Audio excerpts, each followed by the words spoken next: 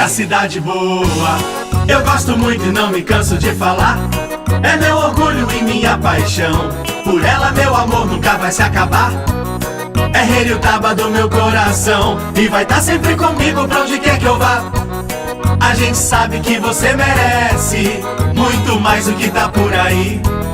Tem muita coisa pra melhorar e um novo amanhã pra gente construir. E é por isso que você precisa conhecer um cara jovem e trabalhador.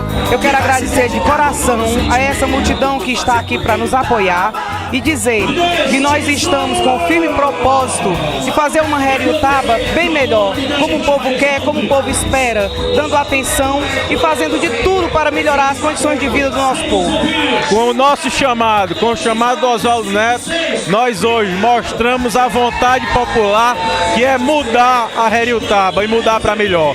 Queria agradecer a cada um que esteve aqui em Manaiara, dizer que nós continuamos de braços abertos e, se Deus quiser, no dia 2 de outubro, todo mundo em praça pública gritando a vitória do Oswaldo Neto. Gostaria de agradecer a todos vocês que vieram para o nosso comício, aquelas pessoas que estão nas redes sociais, principalmente no Facebook, curtindo, comentando e fazendo a nossa campanha forte, e a cada dia que a gente vê a demonstração de carinho, de respeito para a nossa campanha, que a gente possa construir uma campanha bonita, uma campanha de propostas e ideias que venham defender os interesses do nosso município, para que juntos a gente possa construir uma Heriotaba bem melhor, uma Heriotaba que o nosso povo e a nossa gente quer.